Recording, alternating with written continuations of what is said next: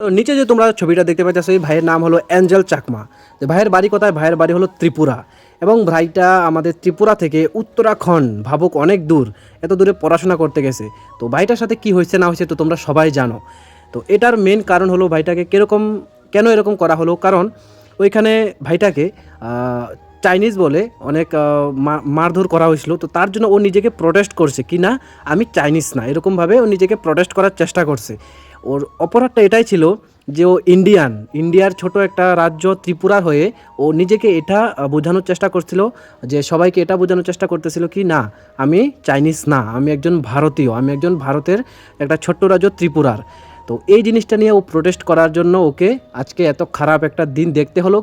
দেখতে কি হলো, ওকে কিছু দেখতে হলো না, ওর মা বাবাকে এটা দেখতে হলো। তো আমি সবাইকে, আমাদের রাজ্যে আমাদের দেশে এরকম প্রতিনিয়ত বহুত ঘটনা ঘটে। আমি আমার নিজের দেশের মানুষকে একটা জিনিসই সচেতন করতে চাই যে তোমরা কোনো কিছু করার আগে অবভিয়াসলি একবার সব কিছু বুঝা পড়ে নিবা, ঠিক আছে? যে হয়ে গেছে এটা কখনো আর ফিরাইতো না, ওর জীবনটা কখনো আসবে।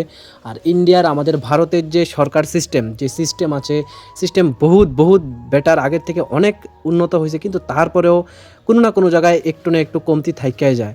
তো তার জন্য সব কিছু আমি এর থেকে বেশি আর কিছু বলার আমার অধিকার নাই, ঠিক আছে? জয় হিন্দ।